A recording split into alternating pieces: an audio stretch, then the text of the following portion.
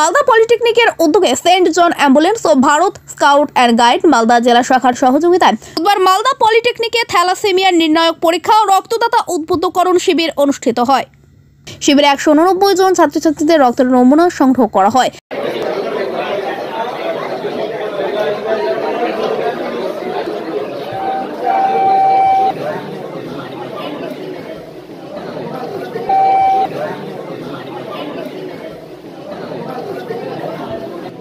পর্বে উদ্বুদ্ধকরণ শিবিরে আলোচনা করেন মালদা পলিটেকনিকের ভারপ্রাপ্ত অধ্যক্ষ স্নেহাশিস গুহ, মালদা পলিটেকনিকের অধ্যাপক Shantanu Chakraborty, Bharat scout and guide Malda জেলা শাখা ও জেলা রক্তদান শিবিরের আহ্বায়ক Anil Kumar Saha, Malda medical college thalassaemia বিভাগের কাউন্সিলর অপরাজিতা সরকার, মালদা জাগরণ ওয়েলফেয়ার সোসাইটির সম্পাদক শুভজিৎ দাস।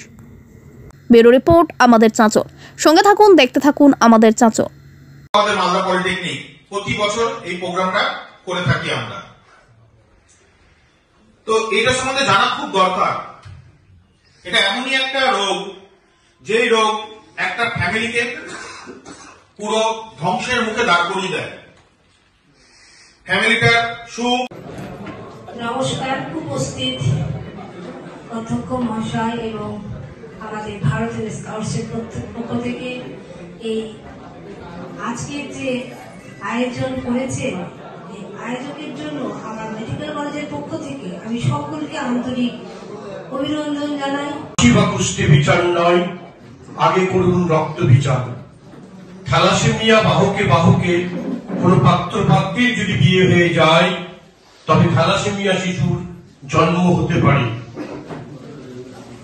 আজ যে সমস্ত দেশে থ্যালাসেমিয়া ছিল অনেক বেশি, সেই সমস্ত দেশে কিন্তু আজকে থ্যালাসেমিয়া নেই বললেই চলে। কিন্তু আমাদের দেশে থ্যালাসেমিয়া দিনের পর দিন বাড়তে চলেছে।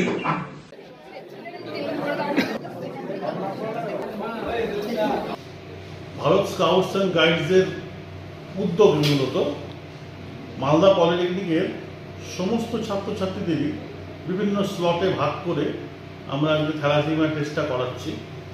ভারত স্কাউটস অ্যান্ড গাইডসের মাননীয় অনিল বাবু, যিনি নিবেদিত প্রাণ, এই থ্যালাসেমিয়া টেস্ট, রক্তদান, রক্ত সংগ্রহ করা, দানের মাধ্যমে যারা দান করেন, এই ডিফারেন্ট ক্যাম্প করে থাকেন সারা জেলা এবং জেলার বাইরেও, তার বিশেষ প্রচেষ্টায় এবং উদ্যোগেও অবশ্যই বলা যায় মালদা পলিটেকনিকে আজকে আমরা সমস্ত ছাত্রছাত্রীদের একত্রিত করে ধাপে ধাপে থ্যালাসেমিয়া টেস্ট করার ব্যবস্থা করেছি।